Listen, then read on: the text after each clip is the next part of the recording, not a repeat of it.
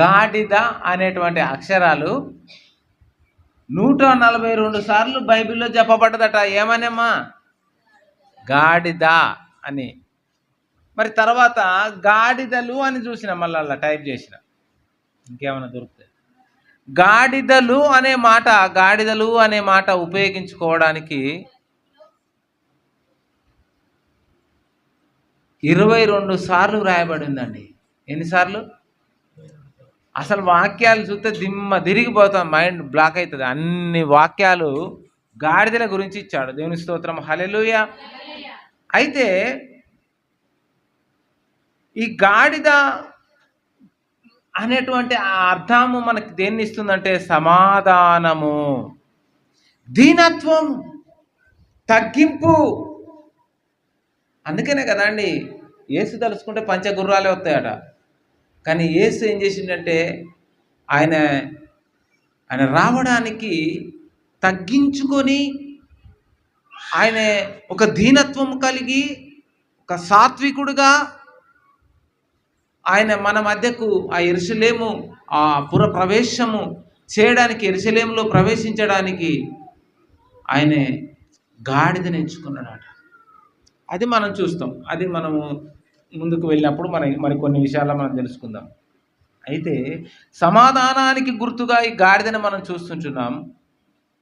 అబ్రహామును మనం చూసినప్పుడు ఆదికాండం చూడండి. అబ్రహాము ఆదికాండము 22వ అధ్యాయము 3 నుంచి 5 వరకు అక్కడ మనం చూస్తే అబ్రహాము ఒక పని చేయవలసి వచ్చింది.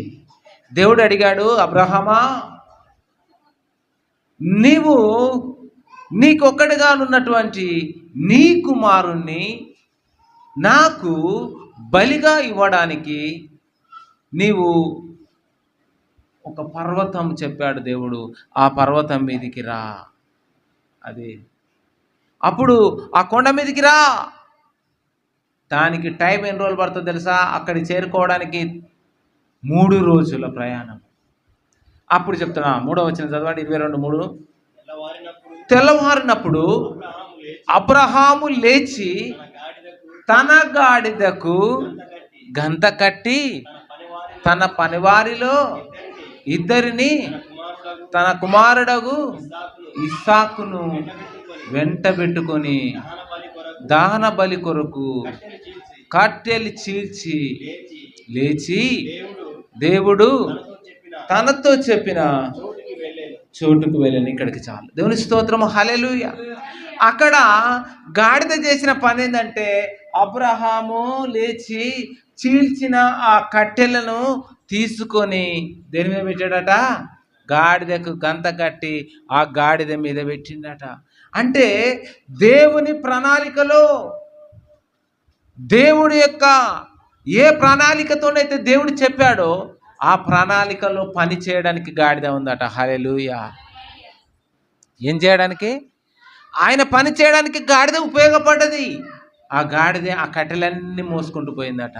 అక్కడ ఆ పర్వతం కాడికి పోయిన తర్వాత అంటాడు, ఇదిగో తన పనివారితో మీరును మళ్ళీ నేను వస్తా, మీరు కూడా ఈ గాడిదతో పాటు ఉండండి అని అంటారు. హల్లెలూయా. అంటే దేవుని పనిలో పాలుభాగస్తులు అయింది గాడిద, బరువు మోసింది గాడిద. అలా చెప్పుకుంటూ పోతే చాలా సంఘటనలు ఉన్నాయి. తర్వాత సంఖ్యాకాండము చూసినట్లయితే 22వ అధ్యాయము 30వ వచనంలో, సంఖ్యాకాండము 22వ అధ్యాయము 30వ వచనంలో బిలాము గురించి వ్రాయబడుతుంది. అక్కడ ఈ గాడిద ఏం చేస్తుంది? ఈ గాడిద అది వెళ్తూ ఆ గాడిద కూడా దేవుని యొక్క స్వరాన్ని విన్నది, దేవుని యొక్క దూతని చూసింది, దేవుణ్ణి గుర్తుపట్టింది. కానీ గాడిద మీద కూర్చున్న బిలాము గుర్తుపట్టలేకపోయిందట. హల్లెలూయా. దేని మీద కూర్చున్న బిలాము గుర్తుపట్టలేదట. గాడిద మీద కూర్చున్నాడు. గాడిదకు అర్థమైంది కానీ బిలాముకు అర్థం కాలే. చదవండి ఈ సంఖ్యాకాండం 22:30. అందుకు గాడిద, నేను నీదాననైన దానను. అంటే నేను ఈ గాడిద ఎవరిని? నీ యజమాను, నా యజమానుడు, నేను నీ దానను. భార్య అంట చూసినావు నేను నీ దానను కాదా అన్నట్టుగా ఆ యజమానికి గాడిద చెప్తాను నీ దానను కాదా నీ వాడను కదా. రైట్ చదువు. మొదలుకొని నేటి వరకు నీవు ఎక్కుచూ వచ్చిన నీ గాడిదను కానా నేను. అయితే ఈ గాడిద ఏం చేసిందంటే వెళ్తా ఉన్నప్పుడు ఇది ఆ కూసున్నోడు ఎక్కడికి పోతాడంటే మంచి మార్గానికి వెళ్ళడం లేదు, గాడిదతో మాట్లాడిచిండట దేవుడు. హల్లెలూయా. ఇప్పుడు చూడండి, గాడిదకు మాట వస్తుందా? గాడిద మాట్లాడుతుందా? అంటది అది. అంతేనా కదా? కొంతమంది అంటారు గార్ధప స్వరం ఏందిరా ఆ పాట ఆపరాదురా గాడిద అరిచినట్టే ఉందంటారు అంటది. అది ఎట్లా కయం అంటది. అంతేనా? అంటే మానవ స్వరముతో గాడిద మాట్లాడితే అప్పుడు బిలాము కన్నులు దేవుడు తెరవగా అప్పుడు దేవదూత కనపడ్డదట. హల్లెలూయా. అంటే మనకు కొన్ని మంచి మార్గాలు కనపడాలంటే దేవుడు మన కన్నులు తెరవాలి. రైట్, దేవుని స్తోత్రం. హల్లెలూయా. అయితే బిలామును గద్దించిందట గాడిదే. కొన్ని సందర్భాలు నాకు చెప్పేంత తోడైందా, నాకు చెప్పేంత తోడు అయిందా అంటే, అరే బిలామును చూసుకో, గాడిదతోనే బుద్ధి చెప్పించిండు బిలాముకు. ఒక గాడిద చెప్పింది, అసలు మాట్లాడదు గాడిదే. ఆ గాడిద మానవ స్వరంతో మాట్లాడిందట. అంటే మనుషులు మనం చెప్తేనే వినం. నువ్వు నాకు చెప్పుడు ఎంత, నువ్వు పుడింగా, నువ్వు పెద్ద, నీ దగ్గర డబ్బులు ఉంటే నీ మాట వింటారు, లేకపోతే వినరా? మనుషుల మాటలు మనం వినాలి. దేవుని స్తోత్రం. హల్లెలూయా. మంచి మాటలు వినాలి. 2వ సమూయేలు గ్రంథములో మనం చూస్తే 18వ అధ్యాయం 9వ వచనంలో ఒక్కొక్కరితో చదివాను ఉండే వాక్యాన్ని. 18వ అధ్యాయం 9వ వచనంలో త్వరగా పేజీ నెంబర్ 268వ పేజీ చూడండి. ఇక్కడ ఒక గాడిద ఒక 18:9 చదువు. అబ్షాలోము ఈయన ఎక్కింది ఏ గాడిదట అంటే గాడిదలలో రకాలు ఉన్నాయన్నట్టు. ఏం గాడిదట ఇది? ఆ కంచెర గాడిద మీద ఎక్కిందట. ఎక్కిపోవచ్చు దావీదు సేవకులకు. అబ్బా, దావీదు సేవకులకు ఎదురైందట గాడిదే. ఆ కంచెర గాడిద ఒక గొప్ప మస్తకి వృక్షము క్రిందికి వెళ్ళిందట. హల్లెలూయా. అంటే గాడిదకు అర్థమైంది ఏమన్నా తెలుసా? వస్తున్నది దావీదు యొక్క సైనికులు నాకు కనపడ్డారు, వాళ్లకు నేను కనుక కనపడితే నా పని అవుతుందో లేకపోతే నా యజమాని పని అయిపోతుందో. కానీ అదేం చేసిందట, గాడిద మస్తకి వృక్షం కిందికి వెళ్ళిందట. అట్లాంటి చెట్లు మన కాడ లేవులే. ఆ మస్తకి వృక్షం కిందికి వెళ్ళినప్పుడు ఆ చెట్టుకున్న ఆ కొమ్మలన్నీ ఉంటాయి కదా, ఈ తలకాయలు ఇరుక్కపోయిందట. ఎవరిది? అబ్షాలోము. ఈ అబ్షాలోము ఎవడో తెలుసా? విలన్ ఎవరి మీద? దావీదు మీద. చూడండి, గాడిద ఏం పని చేస్తుందంటే, ఒక మంచి వ్యక్తికి హాని చేయాలనుకుంటే గాడిదే వాడినే తీసుకొని పోయి మస్తకి వృక్షం కిందికి పోతే వాడు ఆ చెట్ల సందులో చిక్కుకున్నాడట. ఆకాశానికి కింద ఉంటుంది వాక్యం చదువుకుంటే, ఆకాశానికి భూమికి మధ్యలో విరేలాడబడతాడట. అన్ని అక్కడ ఇరికిచ్చింది గాడిద తీసుకుపోయి. ఎవరితో పెట్టుకున్నా పెట్టుకోవద్దు, గాడిదతో పెట్టుకోవద్దు. కానీ అరే వాడు గాడిద వాంతో ఎందుకు పెట్టుకున్నవారు అంటారు. చూసినా నిలబెట్టినప్పుడు అన్నారా అనే మస్తు మంది అంటారు, వాడు గాడిదరా అంటే గాడిదరా కంచెర గాడిదరా వాడు. ఈ కంచెర గాడిద తీసుకుపోయి ఎక్కడ ఇరికిచ్చిందట. ఎందుకు మనం ఇన్ని రోజులు వాక్యం గాడిద గురించి చెప్పుకోవాలి, ఇవాళ ఒక్కరోజు చెప్పుకుంటారు ఏంటంటే, ఈరోజు గాడిద స్పెషల్ గెస్ట్. ఈరోజు గెస్ట్గా వచ్చింది.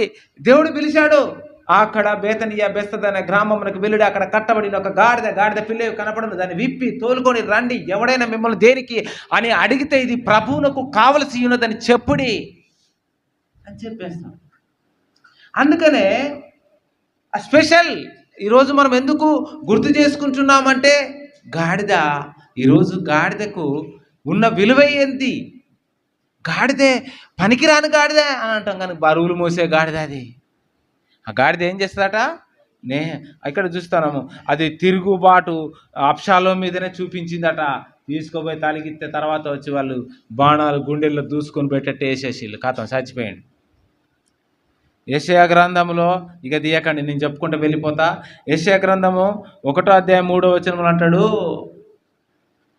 గాడిద సొంత దొడ్డిని ఎరుగును. అంటే అది ఎక్కడికి వెళ్ళాలో గాడిదకి తెలుసు. అది వదిలిపెట్టినా నా యజమాని ఎవడు, నా ఇల్లేది, నా వాకిలేది, నేను ఎక్కడికి వెళ్ళాలో అక్కడికే డైరెక్ట్ వెళ్తుందట గాడిద. హల్లెలూయా. పోయిన సంవత్సరం కూడా గుర్తు చేశాను. ఒకసారి ఒక వ్యక్తి, పోలీస్ అనేటువంటి వ్యక్తి దొంగలు దాచుకుంటూ ఉన్నప్పుడు ఆ దొంగల్ని పట్టుకోవాలనుకుంటే స్పెషల్ ఇన్స్పెక్టర్ వచ్చాడు. నేను ఆ దొంగల్ని పట్టుకుంటాను అనుకున్నాడట. ఎంతమందో పోలీసులు వచ్చిళ్ళు, ఎంతమందో ఎస్ఐలు వచ్చిళ్ళు, ఎంతమందిలో సిఐలు వచ్చిళ్ళు, ఎంతమందిలో పోలీసు వాళ్ళు వచ్చి మారిళ్ళు వచ్చిళ్ళు, కానీ దొంగని మాత్రం దొరకబట్టలేక పోయిళ్ళు అనుకుంటే ఈ పోలీసు ఆయన వచ్చిండు, చక్కగా దొంగలు ఎక్కడున్నారో దొరకబట్టిండు. అప్పుడు అడిగిల్లట, అరే బాబు, ఇంతమంది పోలీస్ స్టేషన్కి వచ్చారు, ఇంతమంది పోలీసులు వచ్చారు, దొంగను దొరకబట్టలేదు, నువ్వెట్లా దొరకబట్టినావు అని అడిగితే చెప్పిండట, నా బైబిల్ ద్వారా దొరకబట్టినాడట. అరే బైబిల్తో దొంగను ఎట్లా దొరకబట్టినావట అంటే అంటున్నాడు, ఇక్కడ సొంత దొడ్డిని ఎరుగును. హల్లెలూయా. యెషయా గ్రంథం 1:3, ఎద్దు తన కామాందుని ఎరుగును, గాడిద తన సొంత దొడ్డిని ఎరుగును. అంటే గాడిద ఎట దొరకబట్టినావు అంటే దొంగలాట సొమ్ము పంచుకున్న తర్వాత గాడిదని ఎవడు పట్టించుకుంటారా? వానికి కాల్సింది సొమ్ము. ఆ గాడిదను వదిలేసిల్లట. వదిలేస్తే ఏం చేసా, దొంగ యజమానుడు దొంగోడే ఎక్కడి అటు ఇటు తిరిగి పట్టాలంటే మన ఎవ్వల నుంచి కాదు, కానీ గాడిద నుంచి అవుతుంది. గాడిదని వెంబడిస్తామని వెంబడించిందట. అది చక్కగా వాళ్ళు ఉన్న చోటుకే తీసుకొని పోయిందట. యు ఆర్ అండర్ అరెస్ట్ అని చెప్పేసి అని అరెస్ట్ చేసిండు. అంటే ఇప్పుడు దేనివల్ల దొరికింది అది? గాడిదే చెప్పండి, గాడిద వల్ల దొంగ దొరికాడు. అయితే అదన్నా జ్ఞాపకం చేసుకున్నది యజమాని. మన మాట మన సృష్టికర్తని జ్ఞాపకము చేసుకోవాలి. నీవు ఆ మాటను బట్టి మనం అర్థం చేసుకోలేదంటే, యజమాని సొంత దొడ్డిని తెలుసుకుందంటే, నాకు ఒక సొంత యజమాని ఉన్నాడు, నాకు ఒక సృష్టికర్త ఉన్నాడు, నేను సృష్టికర్తని తెలుసుకోవాలి. హల్లెలూయా. జకర్యా 9:9 అంటాడు, ఈ గాడిద దేవుని ప్రణాళికలో ఉన్న గాడిద. చూడండి, ఇది ప్రవచనం. ఇది కొన్ని వందల సంవత్సరాల ముందుగానే ప్రవచించినటువంటి ఈ యొక్క ప్రవచనం. చూడండి, జకర్యా గ్రంథము 9వ అధ్యాయము 9వ వచనం. మన మూల వాక్యము ఎక్కువ ఇదే ఉంటుంది. ఎందుకంటే ఈ యొక్క వాక్యాన్ని ఈరోజు అందరూ కూడా దాన్ని ధ్యానిస్తారు, అందరూ కూడా తలుచుకుంటాడు. ఇదిగో నీ రాజు నీతిపరుడు. ఇదిగో చూడండి, చదువు. సియోను నివాసులారా బహుగా సంతోషించాలి, మీరు చాలా ఆనందపడాలి. యెరూషలేము నివాసులారా ఉల్లాసంగా ఉండండి, నీ రాజు నీతిపరుడును రక్షణ గలవాడును దీనుడనై గాడిద పిల్లను ఎక్కి యెరూషలేములోనికి యేసుప్రభు వచ్చిండంటే ఇప్పుడు ఏం ఎక్కి వచ్చిండండి చెప్పండి? గాడిదని ఎక్కి వచ్చాడంటే ఆడ ప్రవచించాడు. ఆ ప్రవచనము యేసు ప్రభు కొరకు నిలబడుతుంది. సియోను నివాసులారా ఉత్సాహించుడి, బహుగా సంతోషించుడి, మీరు ఆనందించండి, మీ రాజే వస్తున్నాడు మీ దగ్గరికి. మనం రాజు వస్తున్నాడు ఎత్త పడుదామని ఒక చక్కని పాట ఉంది. వస్తున్నాడు, అందుకని అప్పుడు ప్రభు పేరిట వచ్చి వాడు స్తుతింపబడును గాక, సర్వోన్నతమైన స్థలంలో జయమని అందరూ ఏం చేసిలట? కేకలు వేసిల్లట. కేకలు ఎట్లా అంటే ఇప్పుడు బాగా చరిచినట్టుగా వాళ్ళు కూడా జయం జయం జయం అనే అంటారట పిల్లలందరూ. అప్పుడు రంగయ్య అన్నాడట, ఊరుకోండి అన్నాడట. ఏమన్నాడట? ఎవరు? రంగయ్య లొల్లేంది ఊరుకోండి అని అంటే అప్పుడు యేసుప్రభు అన్నాడట కదా, వారిని అంటే రంగయ్య అనలేదు, ఆడ ఎవరన్నారు?